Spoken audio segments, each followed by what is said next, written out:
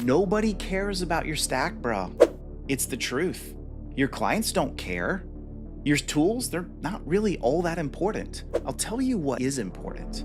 Security maturity, leadership, strategy and outcomes that drive to a difference. We're stepping above the noise, the checklist, the buzzwords. This is where MSPs stop guessing and start leading. Because frameworks like CIS, they're no longer optional. Welcome to Above the Stack, where business meets technical and security becomes your differentiator. It's time to go from operating in the weeds to owning the airspace. Control, call, lead. Signing off, we will see you there.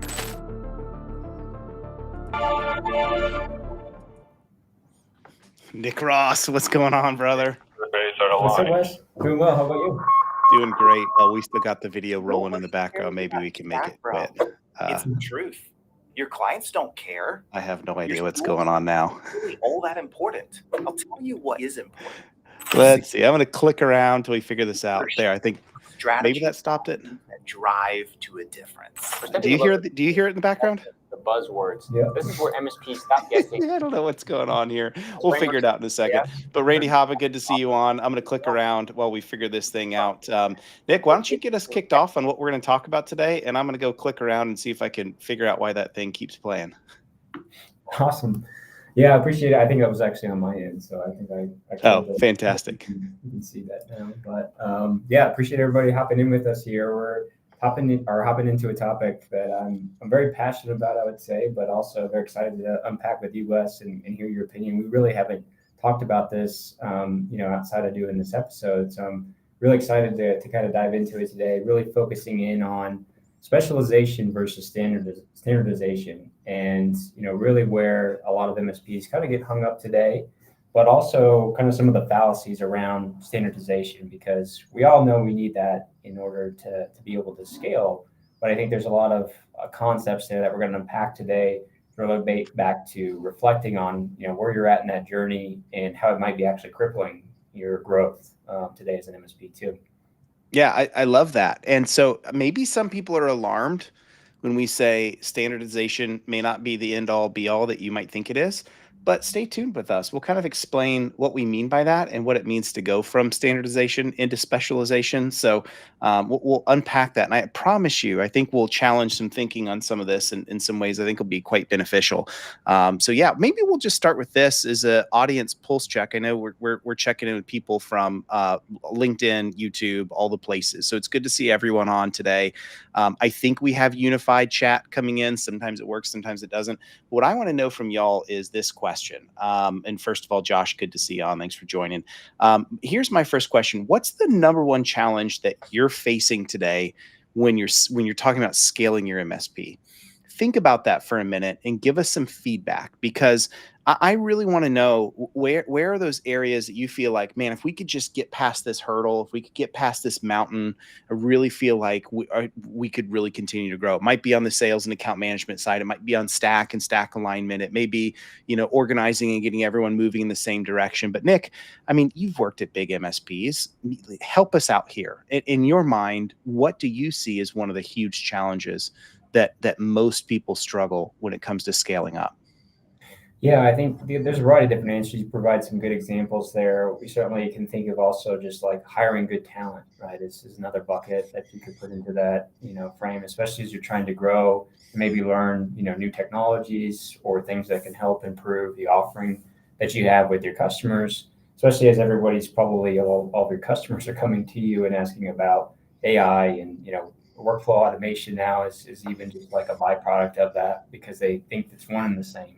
In that sense. But, for us in that sense, we had, the last MSP I worked at, we had over 2,000 customers. And so there was a lot there in the sense of scale. And that was nationwide across the US, just trying to think about the different types of personalities, right, and business types. We didn't serve one particular vertical. But one of the things that we would constantly struggle with was this concept of, having SOPs that didn't really scale with the variety, of customers that we did have, and thinking about their unique needs. And when you think about that surface level, I think it's kind of the inverse of what you think it would be, meaning when you go out and you try to write all these SOPs, you try to have these standard processes. Obviously, we need to have a lot of that in there to be able to teach, our technicians a scalable process, have it repeatable, have a good, consistent client experience is really the main goal. If you really drive it all the way down to that, foundational surface level, why do you do that? It's the scale, but also to hopefully provide a really good customer experience is what most people would say. And I think where that broke down though is that every client was so unique and needed such, a unique tailored touch point that might have been a wide variety of difference between our SOP and what they would need versus like even a small variety would make it go from, great customer experience to a mediocre customer experience. And that, didn't feel great in some senses, when we were trying to scale out and build this process. So we always had to make these deviations for those clients to try to, bolster the client success area in that regard. And what we ended up with was spaghetti, right? In the sense of kind of our back-end processes and how we go, adopt that. IT glue was really, right, the knowledge house for us, where all these deviations live. But that kind of contradicted, one, we weren't able to scale as fast because every technician still had to learn, what was specific to this client. And then two, we also didn't give the best client experience. So I wanted to pause there and just get your take too on, if that's something you're seeing when you talk to MSPs and how that, some of the ideas that come to mind for you there in that regard. Yeah, it definitely resonates, right? Like, I mean, on one hand, we'd all love to be like Chick-fil-A, right? It doesn't matter what Chick-fil-A you go to, everyone is exactly the same. And I talk about this all the time, right? Like we want this predictable experience. I'm going to get my chicken sandwich super fast. They're not going to make a mistake. It's going to be my pleasure when I drive away. It's every single time. It's why we value Chick-fil-A, because we know the output that we're going to get every single time. And you're right, Nick, like we want it to be like that. And yet we're told the hive mind groupthink is treat everyone exactly the same and don't deviate, because if you deviate, it damages your margins. If you deviate, you're not going to be as efficient, all of this. And so we try to do that. And the end result is what you just said. We ramrod in only one way of doing something. And I think that the kicker that we're probably not doing such a great job of it is we discover all of a sudden our clients aren't happy. They feel like we don't care. They don't feel like we listen. They don't feel like, whatever they had as a specialization, we met up to their needs. And so that's what we're talking about today is how do we deal with that? Because Nick, I don't think you're saying, and don't let me put words in your mouth, but I don't think what you're saying is don't have standards. I think what you're saying is don't let standards become the enemy. Make sure that you understand who you're serving. We're going to talk a lot about this, but understand who you're serving, what they need, and how you can address it in the correct way that meets the requirements of your MSP, being efficient, being capable, but also making sure that we're giving the client what they need. Is that kind of a way of saying it? Yeah, 100%. I mean, we obviously have to have standards and SOPs for how we do, even, think about a foundational layer of our house of, how do technicians track time? How do we, store a password secretly? Like there's all these things on the back end, right, of how we're fulfilling, our customers' needs that need to be structured and need to be done in a way that does allow us to scale with, different clientele, but also just like scaling into new business outcomes that we're trying to achieve. But also my background, more in the software side of things, I've always believed in this concept of the front end informing the back end. And so it's thinking about the end in mind first of, these business outcomes you're looking to deliver for your clients, and your back end being able to support that, in the most efficient way possible. But the tailored experience you're giving to your clients is really, the value you're delivering. And it does allow you to command, things like a higher price point, creates more stickiness. It refers you faster, from your clientele that you'd see there. And one of the, another example to this, is we had a lot of co-managed clients that the MSP I was working for. We had one co-managed client that specifically came to us just to help them with patching. They had pretty unique needs there. And, we fit them into our SOP, if you will, for patching. It's the standard we did with whether or not you were co-managed or managed in this particular sense. And they had a lot of unique reporting needs that we didn't gap to because we just kind of custom fit them into this existing process that we did have. And so instead of actually providing them, what they wanted, We actually provided them what was good for us in a sense. And that was a big distinction. And to your point, you're spot on in the sense that we learned about it because they came to us frustrated, right? Like, hey, you guys said you were going to do this. This is how we wanted it, because we work with smart sheets and we do all this stuff over here. There's all these factors that went into how this rippled into a much larger problem than we thought about because of the ways that they used that report in their own internal operations for everything that they were doing. So it's a pretty big deal, from that as well too. Yeah, that's good. And we're gonna have some things we're gonna talk about today that'll help you work through some of these thought exercises, and even to take what you're gonna learn today and bring this to your teams for deeper discussion. So we're asking that question. By the way, if you're just now joining us, welcome to Above the Stack, episode 2. We're really just talking about what does leadership look like from a cybersecurity perspective, even from a non-cyber perspective, to say, as MSPs, we want to go above just talking about the stack and what's in your stack and what's in my stack, and because clients don't care about it, right? So welcome. And so what we're talking about today is we're kicking off this series of what does specialization actually look like for us? So I'm glad you've joined us. And we asked this question right here: what's the number one challenge you face when trying to scale your MSP? And so Nick was sharing a ton about, what that looks like for them and what it looks like to say, I'm going to mandate to my clients, you're going to only do it my way and do it this way. And then we end up with, SOPs that are wildly different from one to another, a spaghetti result where everyone has differences and we struggle to meet that demand. The client's unhappy and it all falls apart, right? So a couple questions or a couple answers came into chat, Nick. I thought I would just bring those up just for us to riff on a little bit, and then we can kind of jump back in. But Randy checking in. Randy's a really good friend of mine, and he says the choice between his struggle is the choice between tools, AI, or people headcount. What leverage is more important? That's where I'm stuck. And I get this, right? Like we know that people are the most expensive part of the P&L, no question. Also the most unpredictable. Also probably the true differentiator, right? Because to Keith Craig's point, one of my colleagues at Empath, he says this all the time. He's like, look, I can go buy the same guitars, the same amps, the same pedals that Aerosmith uses. That doesn't make me Aerosmith, right? It's the people that make the difference. And so, this is important. And I think this is where people do oftentimes get stuck, is we do want great tools. We want a great stack, but the people is important. And it's really the true differentiator from one MSP to the next. Yeah. Well, I think the people aspect of this, it's the hardest part of the job, right? For me as a new CEO in CloudCapsule, as an example, that's been the most challenging aspect, is to find the right talent, to nurture that talent, to managing, different personalities and things like that. And it's something that also, like you said, creates a highly competitive differentiation in some cases that you can't really express more than, there's just really good talent within our pool here. But, from the standpoint of tools and AI, I think there's a lot of, different concepts there that you get into, but largely I think like to think about this back to what business outcomes you're driving, for your business and for the customer as part of that. And certainly tools can complement that and go into that realm, but it reminds me, kind of this recent use case. I'm starting to do more in the AI realm, and I've recently surveyed some MSPs and was asking them, kind of some basic questions around where they're at in their journey today.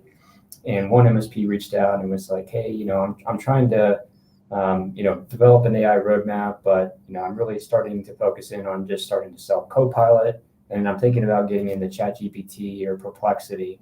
And it was a pause and just reflecting and saying, well, you may want to take a step back and not think about, the tool sets that you're trying to deliver, but what is the AI outcome, you're trying to drive, within this. And it could be agnostic to any tool, right within there, but a client's not going to come to you desperately saying, I need Copilot, because if they do, the end result of that, if you fast forward 3 months, is that they bought this thing that they prepaid for a year that they don't use at all. Because it doesn't, get in your face. It's not proactive. You have to have a lot of training involved. And so they'll have a negative reaction to that, right? Not only from a financial sense, but also just like AI in general, they'll bucketize that quickly.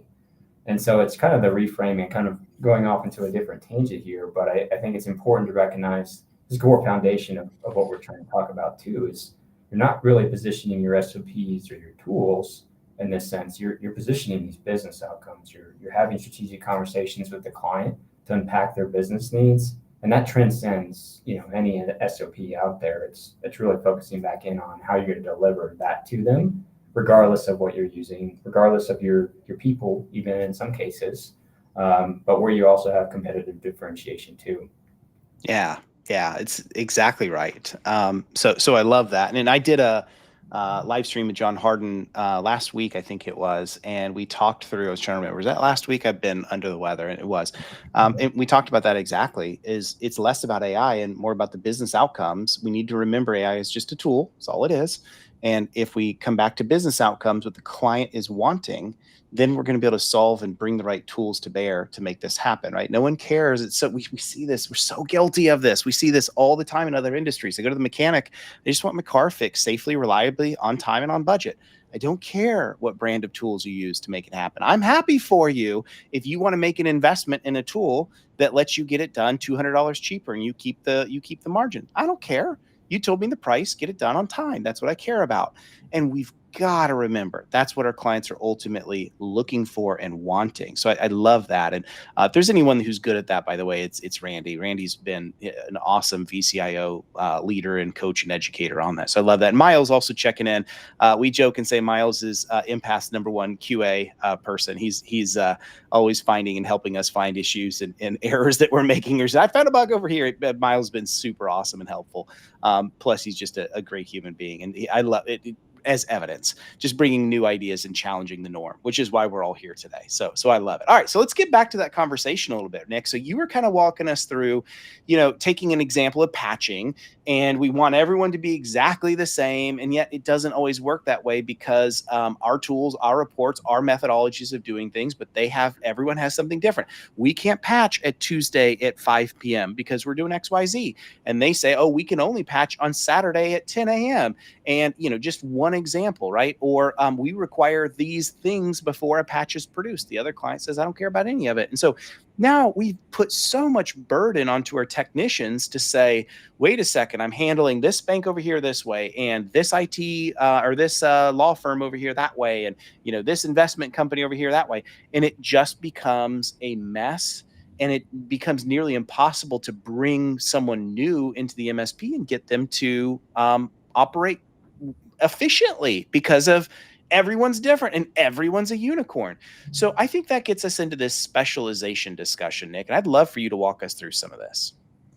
Yeah, I think, when we talk about this, we'll certainly, as we go through various episodes, we'll be unpacking more of the tactics for how you can maybe create a bridge between hardcore standardization into more specialty over time and specialization in general. But when we talk about that, it's really thinking about, kind of shifting the value equation in some senses, but also niching down, in a lot of ways to combat the complexity that you have to deal with because every client is so unique and they need very much specific, potentially, business outcomes that they're trying to drive.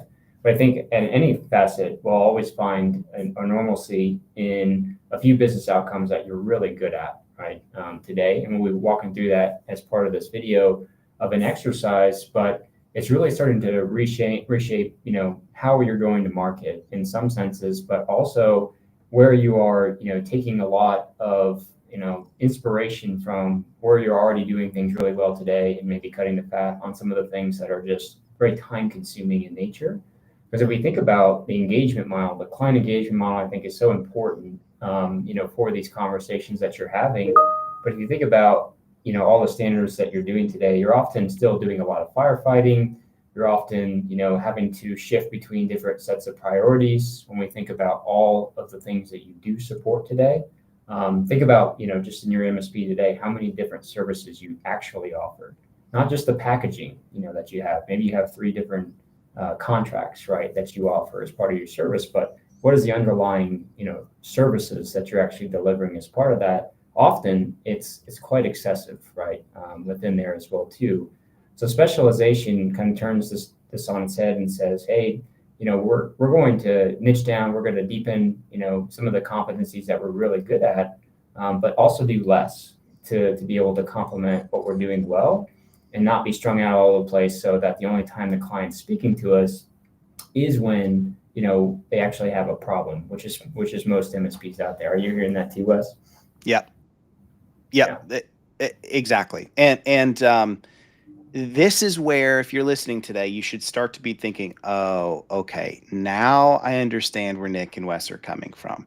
Now I'm starting to understand what we're talking about here is not, to heck with standardization, and we shouldn't have standards, and ITIL is evil and CIS is poison. No, no, no, no, no.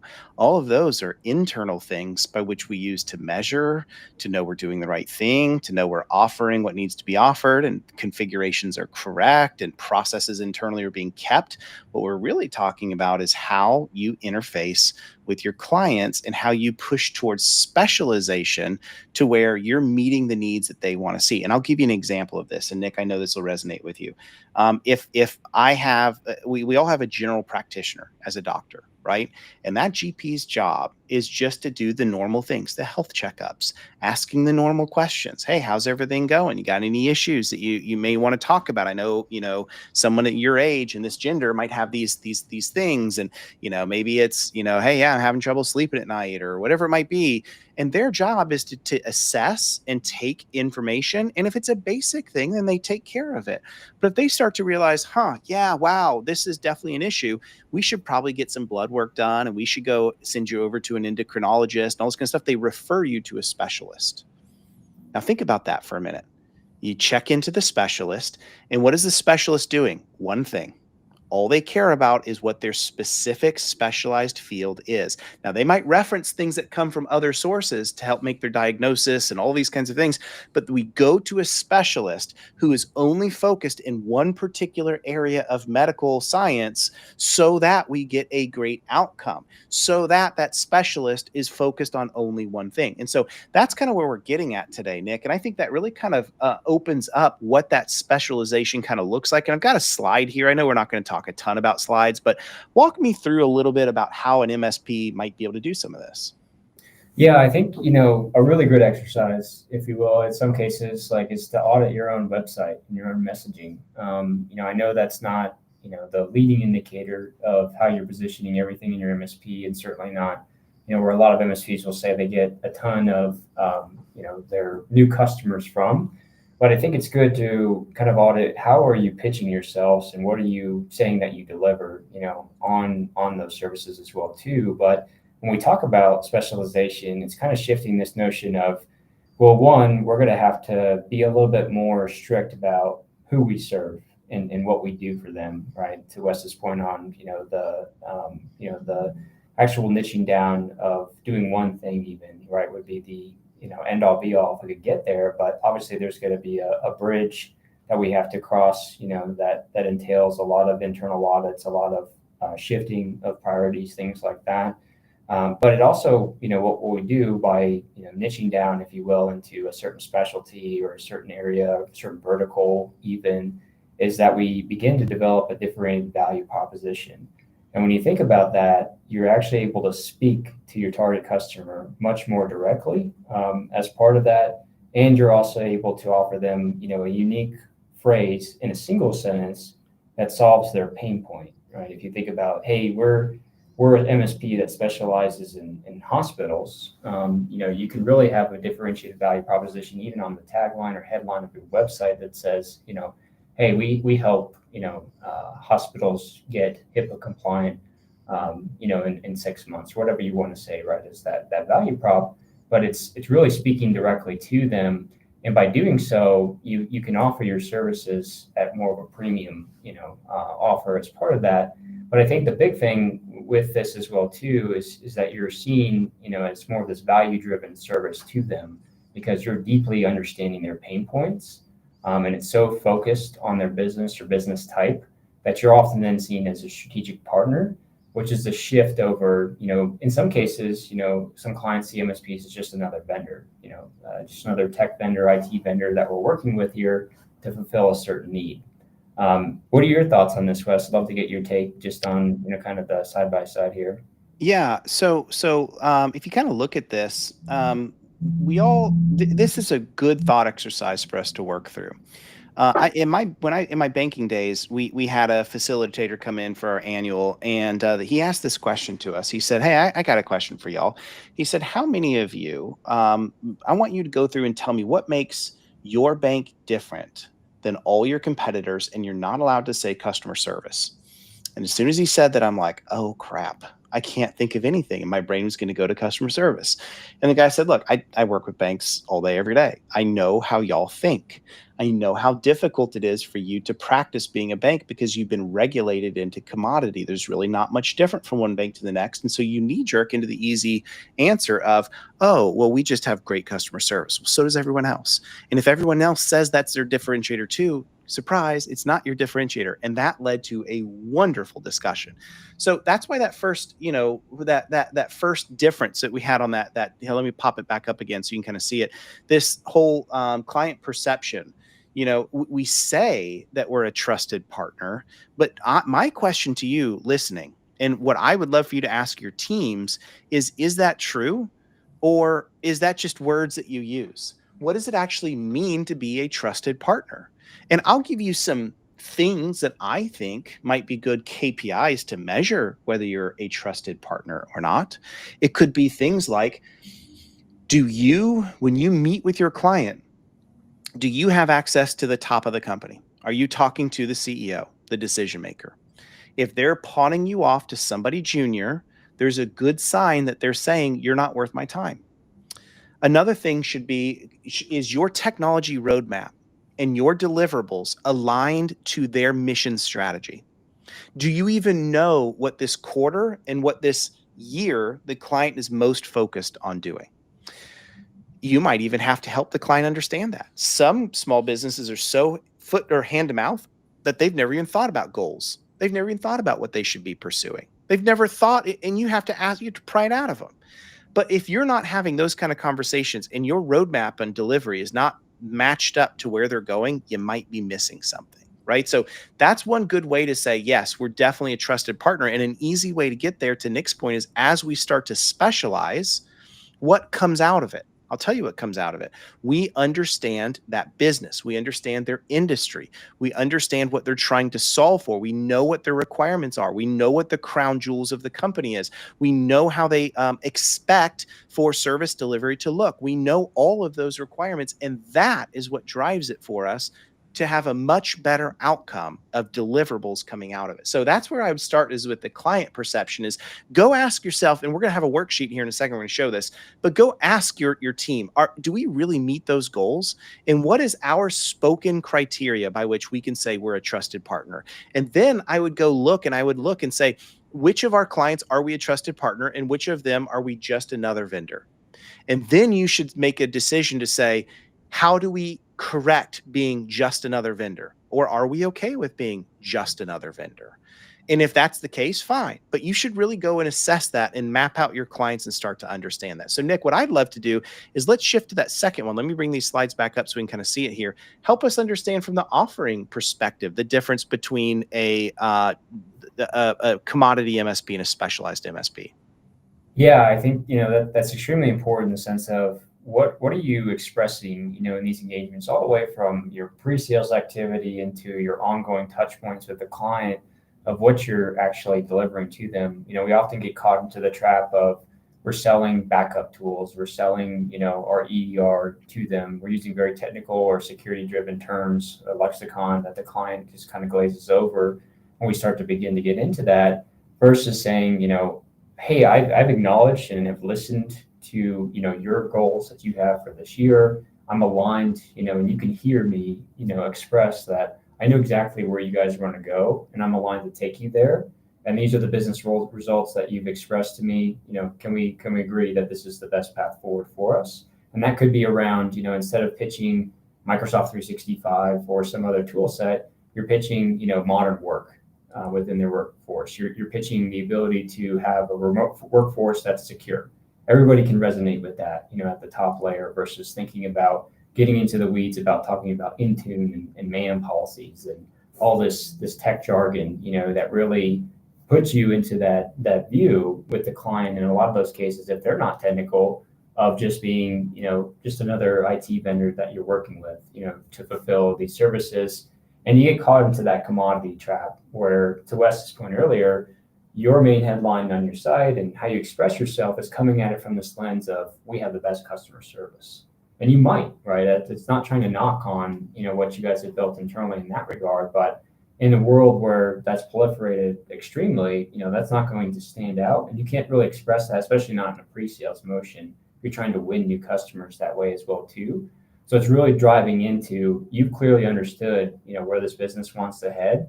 You can then step in also on top of that as an additional layer and act as that business advisor, because you understand how technology could take them through that journey.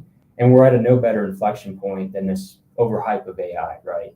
Because clients are coming to us, so frequently with these questions of, where do I start? I have this project in mind, or I already just started doing these things, right? And I want you to come in and look over and see that it's okay. And usually they'll come in and say, like, holy cow, like, you've opened up a whole new security vector in your organization. But I think that is a great time right now to reignite those conversations and kind of work through this exercise that we're taking you through today, and through these worksheets of this bridge between how you can start to reframe your offering to the client as well.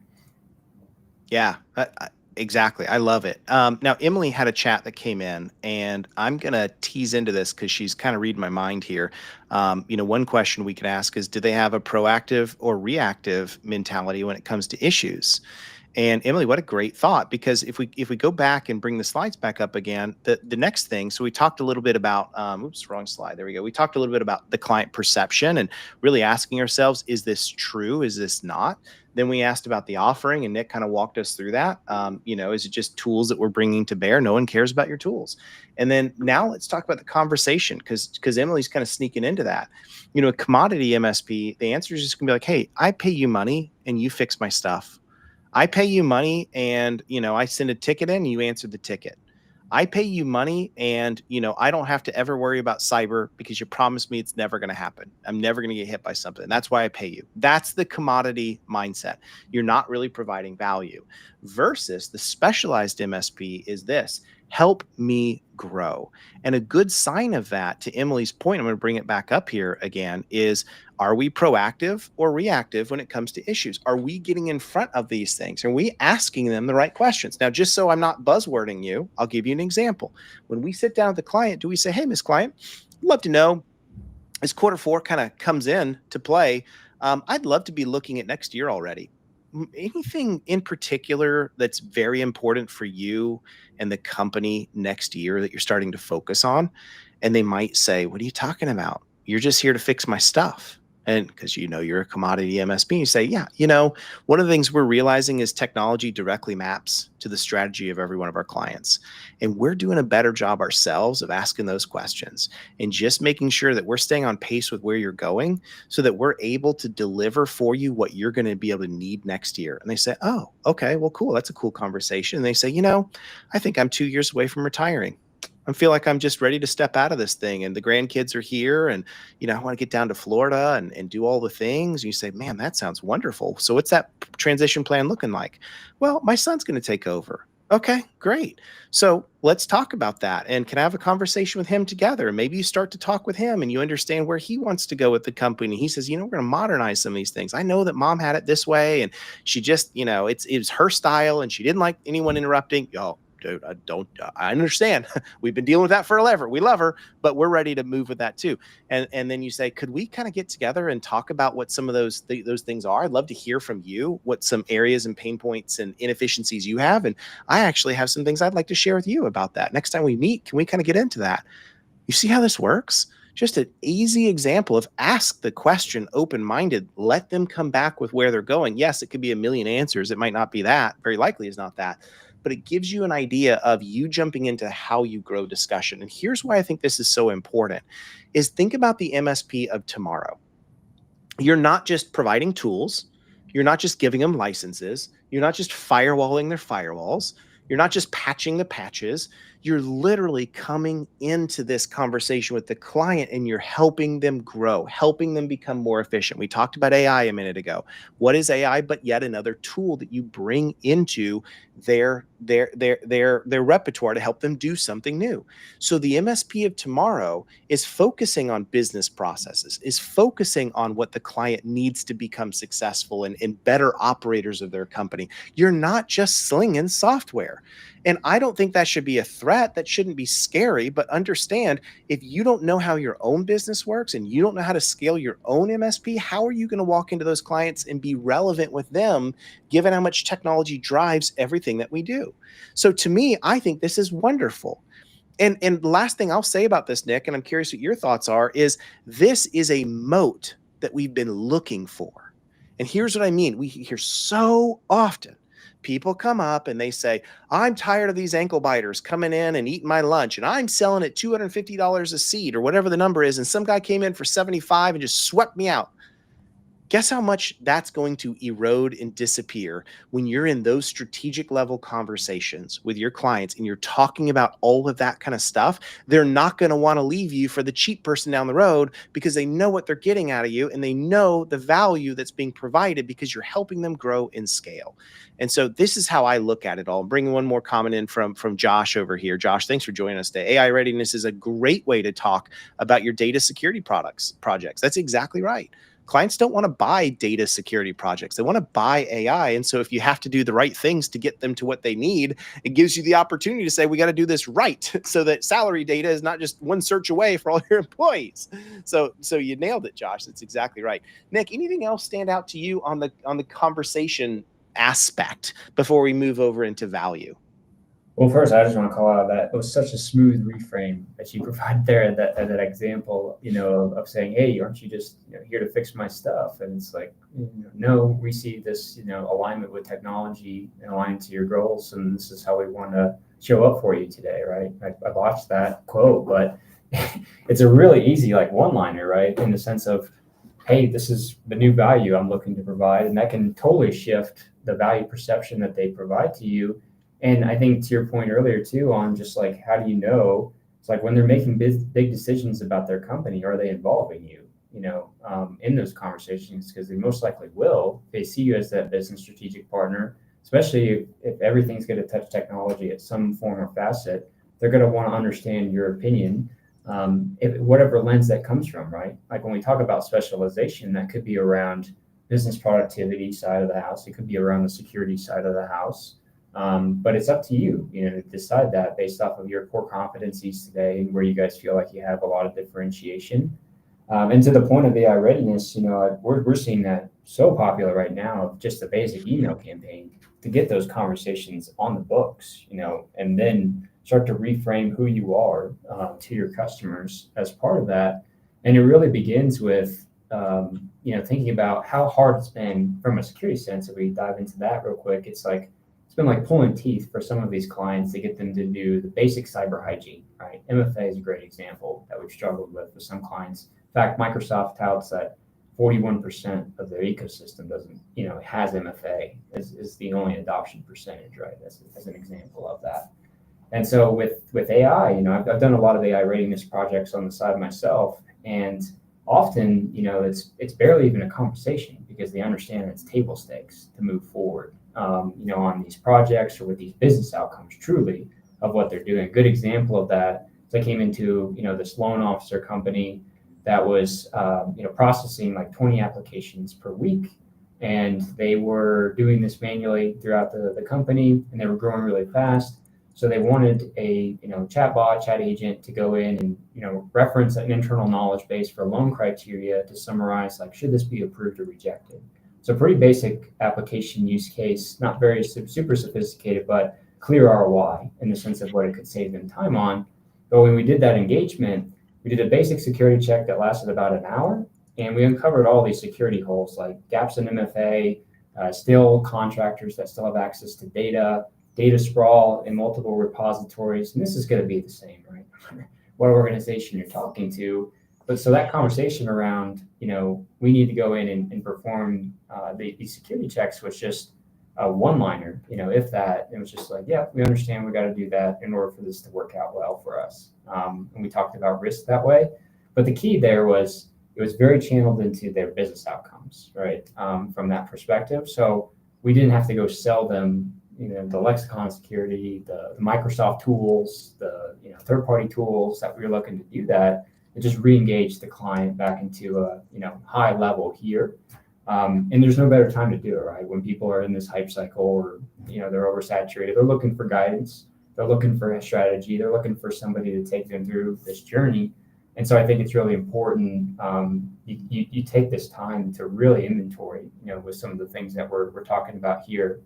I'd love to get your take too, Wes, just on what's your thought process when we talk about specialization and niching down on verticals versus, a lot of people kind of gravitate, I think, towards verticals because it seems logical, but just love to get your take on that too. Yeah, I mean, I like that idea of really niching down on industries. Like, that works well. I've got for example, I won't name who, but I've got a MSP friend that pretty much only works with banks. And there's a power to that, right? Being able to walk in and say, look, I get your world. It's all I do. I understand FFIEC. I understand the requirements. I've actually read the handbook. None of the guys down the street, they're great MSPs. They're wonderful MSPs. They don't know that like I do. I can actually, once we have an NDA in place, I can look at your audit reports and what your regulators are saying. We can help you build a pathway to be the hero here. And that hero story is so powerful with that. Like, it really is a great way to go. So that is a way to niche, and there's definitely value in that. And you might pursue one or two, maybe three industry verticals that you work with well, but it doesn't have to be that way, right? For example, you might choose to become more focused on co-manage, and it make sure we understand, everyone knows what we mean by co-manage. Co-manage is where you're coming into a client relationship and you're not necessarily doing everything for them. My buddy David Powell talks about, I'm going to butcher this, but he's like, when we were doing co-managed at Corsica, he said, we'd walk in every client, we'd say, hey, generally there's 5 things you got to do. And it's like something like cloud, security, telephony, router switch kind of networking, and desktop server, I think is the 5. He said, in our experience, you're usually really good at 3 of those and you're bad at 2. And he said, so help us understand what those 2 things you're not so good at are, and we'll take those for you. And he's like, it was so wonderful because then the on-prem IT people don't see us as a threat. They see us as coming to help and save the day and something we're just not good at. Instead of being like, how dare you come in here and take my job? And he said, we built our business off that talk track. And that is an area of specialization that you can come into and say, that's what we're going to do. And we're going to do well. And we're going to command much higher prices because we know our requirements to meet the needs of that client, what they have, are going to be somewhat unique in certain ways because we're coming in, we're adding value to the team already there. So there are multiple ways, Nick, I think you can add into this. It doesn't have to just be an industry niche down. It could also be that focus. What are your thoughts? Yeah, I completely agree. I mean, I think on one hand, the industry-specific expertise also allows you to fall back actually on some more of that tight standardization, right? Because the level of variance that you're going to get in the requirements or needs at a dentist office, across multiple dentist offices, way less variance than you're going to get between a dentist and, a mom and pop shop doing, tire repairs down the street, right? It's going to be completely different exposure from what you're going to see from them. So I like it in that sense because it does allow you to scale pretty efficiently with some of those common tactics in that sense as well too. And you can repeat, you could have more leverage because the same material you create, the same things that you're doing internally will actually allow you to scale across multiple members. But there does get a breakdown there where if we take an inventory of the average MSP, I can't quote many honestly that I talk to that are hyper-focused in just hospitals or hyper-focused in just banks. That might be one arm where they have somewhat of a specialty there, and they may want to double down in that sense, but it's often that they're across all verticals in that way. So I think the better track also is to think what you mentioned there, which is more around what's the business outcome we want to specialize in, and what do we do really well today where we get high client satisfaction from it. We do it differently than the other MSPs. We use it as part of our pitch deck, when we're trying to collect new clients because we feel so confident, in this part of our practice. And that might be, again, focusing in really hardcore on, security side, or to your point, co-managed, or it could be around, very much focused on, we're really good at productivity and we want to double down maybe in AI automation and, things like that. So there's layers of where you're at today. And then there's like, how can we keep getting better at that?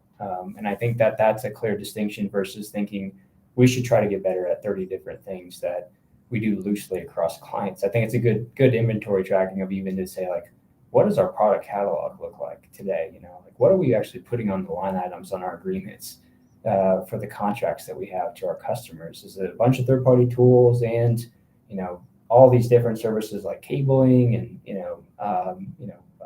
physical services and things like that we're doing, that we get one off here and there, and then we have to refresh our memory on how to do that and go educate. And their margins might be good, but is it good to have that competency? I don't know. Internally, it's part of that too. So yeah. I completely 100% agree with that and where you're coming from. And I just think that, sometimes as owners, we're like, oh, I know I can do all that stuff. Well, what about your people? Can your people reasonably do all those things that you want them to do? The answer is probably no. And so understanding that we should start small and offer what we know we're very competent at and who and how we do it, and then slowly expand as that competency grows, there's nothing wrong with that. So I love that perspective. I really do. I'm curious to know from the audience, got a whole bunch of people listening on our LinkedIn, CloudCapsule's LinkedIn, also our YouTube and CloudCapsule's YouTube. Give us some commentary back. We'd love to know, how are you specializing today? Or if you feel like you're not doing a great job of that, that's why you're listening today, glad you're here with us.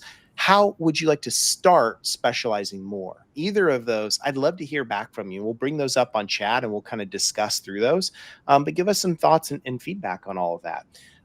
So before we get into this worksheet, Nick, I know one of the other things that we're going to do next week is we're going to talk a little bit more about like tactics for specialization. So I realized that today we haven't really exposed yet what are some ways that we can start the specialization journey. And so that's why we decided to split this whole discussion into a series. So come back and join us and we'll give you information on when the next show is going to be. We're going to talk about that more, but anything else you want to tease on tactics? I know that's being held for next episode, but anything you want to tease on that?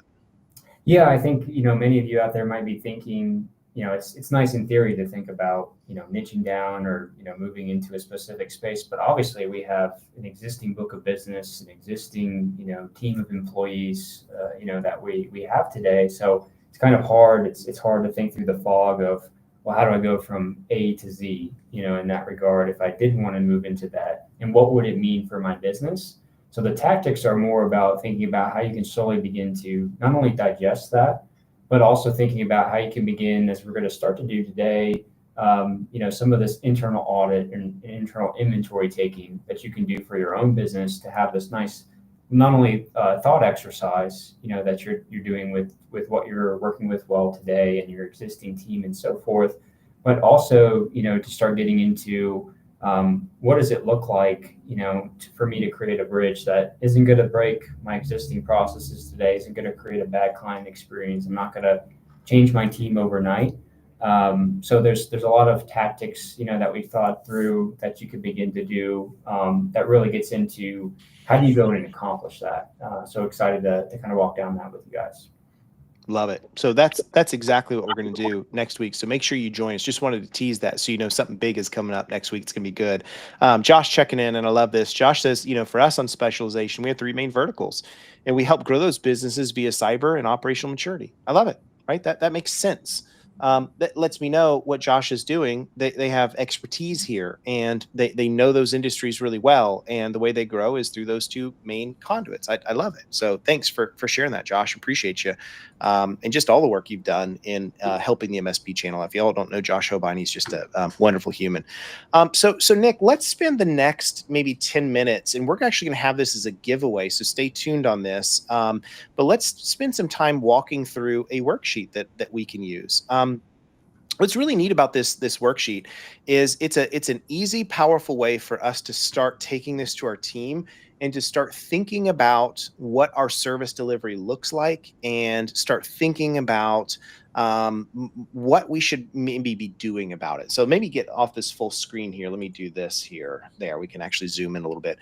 So here we go. So this is a worksheet that we've made, and what it's going to do for us, let me move my peoples around. There we go. What this is going to do for us is this is going to let you start out by looking at your own MSP and what you're doing and make some decisions as a team. And so what we're starting with first in this worksheet is this idea of keep, kill, or deepen. So when we think about some of the things that we're offering, are these things that we want to continue to do, we want to stop doing, we want to do better? And so we've got some examples here. We've got, let's think about break fix. Maybe you're an MSP that still does a lot of break fix. And we say, that is just something we're going to partner out. We want to kill this. But instead of just hard quitting and leaving them in a lurch, we're going to find a new partner that wants to take that business and we can peacefully transition it over. And then we asked ourselves why, and we looked at that and we said, our margin's really low and there's no predictability. And this is different than like project revenue. This is just like the small time kind of stuff that we believe is outside of our ICP. And so our next step is going to be refer this thing out. Or maybe we'll take another one. We have a HIPAA ready audit program. So we're really good at walking into healthcare and understanding their processes. We know the regulations and we're getting good at that. And so we look at that. We want to deepen it. We want to continue to drive that deeper. We want to talk more about that. We want to go to local medical conferences and we want to ask for deeper referrals inside the medical tech industry and all that. And the reason why is because we know the industry. And so it's easy for us to land with a small thing like a HIPAA audit and then expand into full services. And so our next step is we're going to build out an audit program and start marketing that program, right? You see how this works? And then what we're going to do below that, and we'll come back to this in a second, is then we're going to start looking at ICP. And we're going to talk about ICP in this series later, but that stands for ideal customer profile. So this idea of saying, let's start with one ICP at a time. Let's not, bite off more than we can choose, to use an elephant analogy. And let's pick an industry and then a sub-vertical in that industry. And once we know that, what's a good size? Like if we're going healthcare, I can't probably work with, a hospital that's 20,000 employees. Maybe you can, I don't know, but we need to think about that. What's a good size for us? Who's the primary buyer? Who do we talk to where we can resonate with that will understand the pain correctly? And do we know what, generally speaking, those top 3 pains that they have are? And then let's come back and say, what are the desired outcomes that client is going to want? Remember, this is all from the client perspective. And then what we can do is we can actually work through these outcome statements. We come back and we say, we help healthcare companies with 20 to 150 clients achieve HIPAA compliance and XYZ within X amount of time without all of the obstacles and headaches that you see from everyone else. It's what we do. So I've got a good friend that does business consulting, and he calls this what's your promise? What do you promise when someone works with you? We actually did this at Empath, and we kind of worked through what's Empath's promise when an MSP works with us. And then what you can do is you can start to work through and build out some discovery cues to validate this, right? So you see some sample questions here that you could potentially ask. These are all open-enders that could potentially be very valuable, and maybe you want to write your own. So what we could do here is we can really start to work through this as a worksheet and, start to really use this in a powerful way to start honing down, to start sharpening our edges to be much better. So Nick, I'm going to put you on the spot here. Anything like that you would like, give me an example of something here that would stand out to you that maybe an MSP might work through, and let's do it together. Yeah. So some of the things, especially working at a couple of different MSPs and talking to a lot, that we still kind of have on our stack today might be something like, web hosting or website management. Okay. That's something that we might want to kill, obviously, because there's plenty of other services that can maintain that, but it's also very low margin, for us, and a distraction in some cases. Love it. Not sure why it's not wrapping the text there, but whatever. Oh, I do know why, because I got to hit Alt Enter. There we go, or something. Control Enter. I don't know. There we go. All right, cool. And so what would our transition be? Maybe find a partner, refer out to the partner just like before there.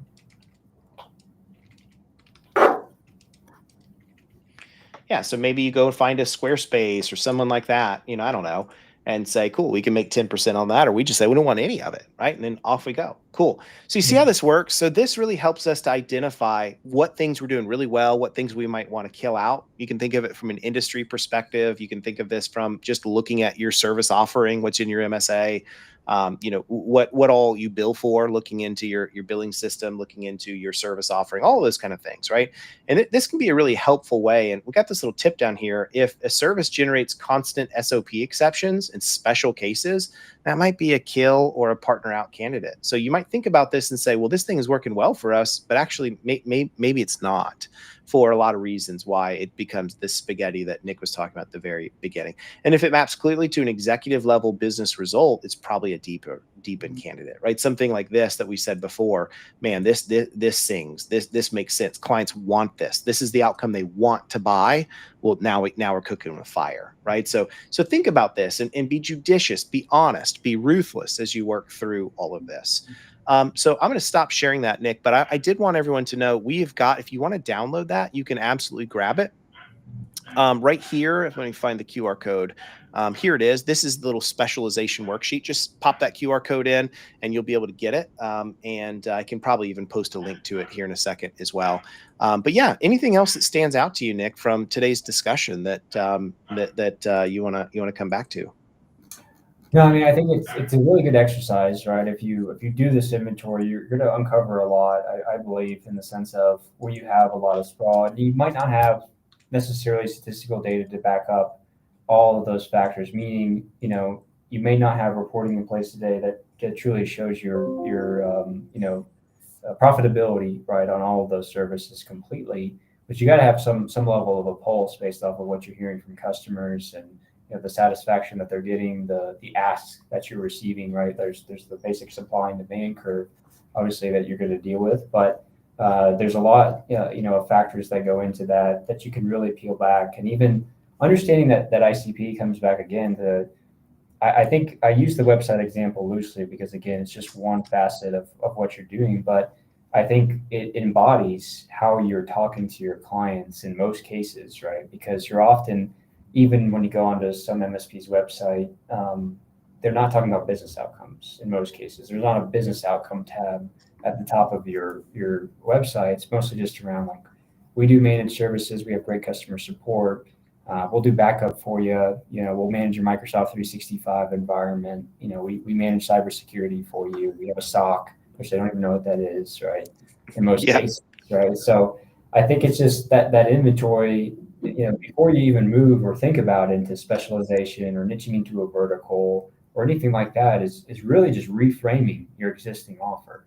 And I think if you do that exercise, which we'll walk through a lot of those tactics, as well as we keep going through these episodes, I think you could actually greatly improve not only the client engagement, but also your bottom line, for how you're thinking about monetization of these services. Because like we were talking about earlier, they'll see that as more value driven, and they'll come to you with more in that respect, and they'll accept more that you need to do, like we talked about as that example of, hey, we want to build a chatbot, but we need to get the security done first to do that. And so, that kind of works the conversation into, I thought you already did this, into, okay, we're doing this because we want to do this business outcome. So it's reframing, everything that you're thinking about and leveraging this time, where we have a great inflection point of opening up the conversation, to begin to discuss that too. How about you, Wes? How about, any final thoughts there on that piece too? Yeah, I just think that we owe it to our business to really work through this and not to pretend we got it mastered, not to pretend we're experts. Find one thing. And maybe some ways you can do this. Go find a friendly MSP, maybe in your peer groups, whatever, and self-assess each other. And look at your outbound marketing and messaging and see if it lines up to business outcomes that you've identified. As you work through that worksheet, does it match up to what you say that you're going to do? So I absolutely love that. And I think that is absolutely the right way to go and the best way to think about this. So next week, what we're going to do, and this is going to be really fun, is we're going to start talking a lot more about how do we start to, what are some tactics that we can use to be able to drive deeper into specialization. I'll just give you one tactic that we're going to talk about next week. Is we're going to talk a little bit about trimming the fat. We're going to talk a little bit about niching down. So just one example. So come join us next week. It's going to be October 9th. I'm going to go share this out so you can kind of see this as well. Oh, it looks like I'm not sharing my screen anymore. Let me do this real quick as we kind of wrap up here. It's going to be October 9th. There we go, at 2 p.m. And so I hope to see you there. Bring some friends, bring your other MSP folks onto the call as well. And we'll see you there. Really excited about the next week as we jump into those 5 tactics. It's going to be a lot of fun. And Nick, thanks for joining today. I thought this was a lot of fun. Really enjoyed every piece of it. And we'll see y'all there. If you have any other questions, you know how to reach out to us both on LinkedIn, Nick Ross, Wes Spencer. Otherwise, we'll see you on October 9th at 2 p.m. Eastern. Yeah, thanks, guys. I think we got a wrap here. Yeah, here we go. Nice. Maybe. I don't know. There we go.